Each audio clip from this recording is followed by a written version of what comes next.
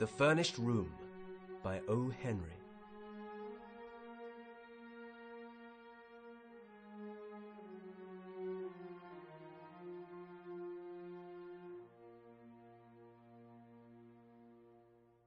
Restless, shifting, fugacious as time itself, is a certain vast bulk of the population of the red brick district of the Lower West Side. Homeless, they have 100 homes. They flit from furnished room to furnished room, transients forever. Transients in abode, transients in heart and mind. They sing Home Sweet Home in ragtime. They carry their lair, a penat, in a bandbox. Their vine is entwined about a picture hat. A rubber plant is their fig tree. Hence the houses of this district, having had 1,000 dwellers, should have 1,000 tales to tell, mostly dull ones, no doubt. But it would be strange if there could not be found a ghost or two in the wake of all these vagrant guests. One evening after dark, a young man prowled among these crumbling red mansions, ringing their bells. At the 12th, he rested his lean hand baggage upon the step and wiped the dust from his hatband and forehead. The bell sounded faint and far away in some remote, hollow depths. To the door of this, the 12th house whose bell he had rung, came a housekeeper who made him think of an unwholesome, surfeited worm that had eaten its nut to a hollow shell and now sought to fill the vacancy with edible lodgers. He asked if there was a room to let.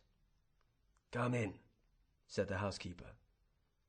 Her voice came from her throat.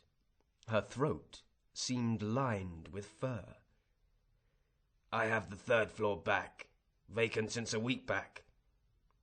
Should you wish to look at it?" The young man followed her up the stairs. A faint light from no particular source mitigated the shadows of the halls. They trod noiselessly upon a stair carpet that its own loom would have forsworn.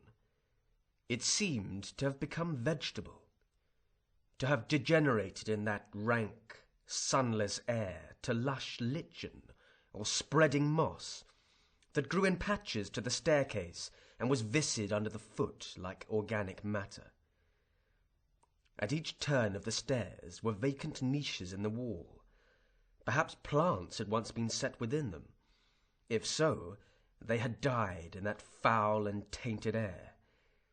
It may be that statues of the saints had stood there, but it was not difficult to conceive that imps and devils had dragged them forth in the darkness and down to the unholy depths of some furnished pit below. "This is the room," said the housekeeper from her furry throat.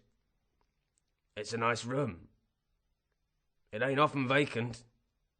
I had some most elegant people in it last summer. No trouble at all. And paid in advance to the minute. The water's at the end of the hall. Sprowls and Mooney kept it 3 months. They done a vaudeville sketch. Miss Beretta Sprowls. You may have heard of her. Oh, that was just the stage names. Right there, over the dresser, is where the marriage certificate hung, framed. The gas is here, and you see, there is plenty of closet room. It's a room everybody likes. It never stays idle long." "Do you have many theatrical people rooming here?" asked the young man. "They comes and goes. A good proportion of my lodgers is connected with the theatres, yes, sir. This is the theatrical district. Actor people never stays long anywhere. I get my share, yes. They comes and they goes." He engaged the room, paying for a week in advance. He was tired, he said, and would take possession at once. He counted out the money. The room had been made ready, she said, even to towels and water. As the housekeeper moved away, He put for the 1,000th time the question that he carried at the end of his tongue. A young girl, Miss Vashna, Miss Eloise Vashna. Do you remember such a one among your lodgers? She would be singing on the stage, most likely. A fair girl, of medium height, and slender, with reddish gold hair, and a dark mole near her left eyebrow. No, I don't remember the name. Them stage people has names they change as often as their rooms. They comes and they goes. Nah, I don't call that one to mind. No. Always no. 5 months of ceaseless interrogation and the inevitable negative. So much time spent by day in questioning managers, agents, schools and choruses. By night among the audiences of theatres from all-star casts down to music halls so low that he dreaded to find what he most hoped for. He, who had loved her best, had tried to find her. He was sure that since her disappearance from home, this great water-girt city held her somewhere. But it was like a monstrous quicksand, shifting its particles constantly, with no foundation, its upper granules of today buried tomorrow in ooze and slime. The Furnished Room received its latest guest with a first glow of pseudo-hospitality. A hectic, haggard, perfunctory welcome, like the specious smile of a demi-rep. The sophistical comfort came in reflected gleams from the decayed furniture, the ragged brocade upholstery of a couch and 2 chairs, a foot-wide, cheap pier glass between the 2 windows, from 1 or 2 gilt picture frames, and a brass bedstead in a corner. The guest reclined, inert, upon a chair, while the room, confused in speech as though it were an apartment in Babel, tried to discourse to him of its diverse tenantry. A polychromatic rug, like some brilliant-flowered rectangular tropical islet, lay surrounded by a billowy sea of soiled matting. Upon the gay-papered wall were those pictures that pursue the homeless one from house to house. The Huguenot lovers, the first quarrel, the wedding breakfast, Psyche at the fountain. The mantle's chastely severe outline was ingloriously veiled behind some pert drapery drawn rakishly askew like the sashes of the Amazonian ballet. Upon it was some desolate flotsam cast aside by the rooms marooned when a lucky sail had borne them to a fresh port. A trifling vase or 2, pictures of actresses, a medicine bottle, some stray cards out of a deck. One by one, as the characters of a cryptograph become explicit, the little signs left by the Furnished Room's procession of guests developed significance. The threadbare space in the rug in front of the dresser told that lovely women had marched in the throng. Tiny fingerprints on the wall spoke of little prisoners trying to feel their way to sun and air. A splattered stain, raying like a shadow of a bursting bomb, witnessed where a hurled glass or bottle had splintered with its contents against the wall. Across the pier glass had been scrawled with a diamond in staggering letters the name Marie.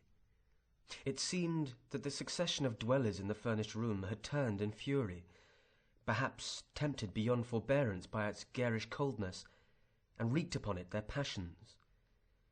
The furniture was chipped and bruised. The couch, distorted by bursting springs, seemed a horrible monster that had been slain during the stress of some grotesque convulsion. Some more potent upheaval had cloven a great slice from the marble mantel. Each plank in the floor owned its particular cant and shriek, as from a separate and individual agony. It seemed incredible that all this malice and injury had been wrought upon the room by those who had called it for a time their home. And yet it may have been the cheated home instinct surviving blindly, the resentful rage at false household gods that had kindled their wrath. A hut that is our own we can sweep and adorn and cherish.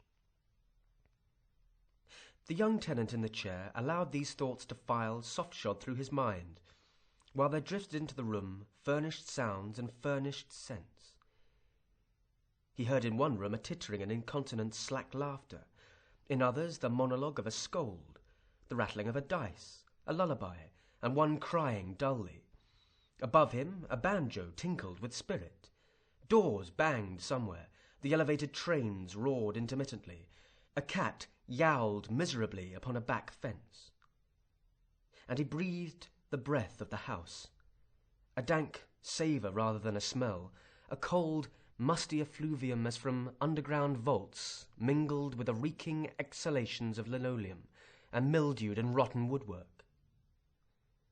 Then, suddenly, as he rested there, the room was filled with a strong, sweet odour of mignonette. It came as upon a single buffet of wind, with such sureness and fragrance and emphasis that it almost seemed a living visitant. And the man cried aloud, "What, dear?" as if he had been called, and sprang up and faced about. The rich odour clung to him and wrapped him around. He reached out his arms for it, all his senses for the time confused and commingled. How could one be peremptorily called by an odour? Surely it must have been a sound. But was it not the sound that had touched, that had caressed him? "She has been in the room," he cried. And he sprang to wrest from it a token, for he knew he would recognize the smallest thing that had belonged to her, or that she had touched. This enveloping scent of mignonette, the odour that she had loved and made her own, whence came it? The room had been but carelessly set in order. Scattered upon the flimsy dresser-scarf were half a dozen hairpins, those discreet, indistinguishable friends of womankind, feminine of gender, infinite of mood, and uncommunicative of tense. These he ignored, conscious of their triumphant lack of identity. Ransacking the drawers of the dresser, he came upon a discarded, tiny, ragged handkerchief. He pressed it to his face. It was racy and insolent with heliotrope. He hurled it to the floor. In another drawer he found odd buttons, a theatre programme, a pawnbroker's card, 2 lost marshmallows, a book on the divination of dreams. In the last was a woman's black satin hairbow, which halted him, poised between ice and fire. But the black satin hairbow also is femininity's demure, impersonal, common ornament, and tells no tales. And then he traversed the room like a hound on the scent, skimming the walls, considering the corners of the bulging matting on his hands and knees, rummaging mantels and tables, the curtains and hangings, the drunken cabinet in the corner, for a visible sign, unable to perceive that she was there, beside, around, against, within, above him, clinging to him, wooing him, calling him so poignantly through the finer senses that even his grosser ones became cognizant of the call. Once again he answered loudly, "Yes, dear," and turned, wild-eyed, to gaze on vacancy, for he could not yet discern form and colour and love and outstretched arms in the odour of mignonette. Oh God, whence that odour? And since when have odours had a voice to call? Thus he groped. He burrowed in crevices and corners, and found corks and cigarettes. These he passed in passive contempt. But once he found in a fold of the matting a half-smoked cigar, and this he ground beneath his heel with a green and trenchant oath. He sifted the room from end to end. He found dreary and ignoble small records of many a peripatetic tenant, but of her whom he sought, and who may have lodged there, and whose spirit seemed to hover there, he found no trace. And then he thought of the housekeeper. He ran from the haunted room downstairs and to a door that showed a crack of light. She came out to his knock. He smothered his excitement as best he could. "Will you tell me, madam," he besought her, "who occupied the room I have before I came?" "Yes, sir. I can tell you again. 'Twas Sprowls and Mooney, as I said. Miss Beretta Sprowls it was in the theatres, but Mrs. Mooney she was. My house is well known for respectability." The marriage certificate hung, framed on a nail over... What kind of lady was Miss Sprowls? In looks, I mean. Why, black-haired, sir. Short and stout, with a comical face. They left a week ago Tuesday. And before they occupied it? Why, there was a single gentleman connected with the draying business. He left only a week. Before him was Mrs. Crowder and her 2 children. They stayed 4 months. And back of them was old Mr. Doyle, whose sons paid for him. He kept the room 6 months. That goes back a year, sir, and further I do not remember. He thanked her and crept back to his room. The room was dead. The essence that had vivified it was gone. The perfume of mignonette had departed. In its place was the old, stale odour of mouldy house furniture, of atmosphere in storage. The ebbing of his hope drained his faith. He sat staring at the yellow, singing gaslight. Soon he walked to the bed and began to tear the sheets into strips. With the blade of his knife, he drove them tightly into every crevice around windows and door. When all was snug and taut, he turned out the light, turned the gas full on again, and laid himself gratefully upon the bed.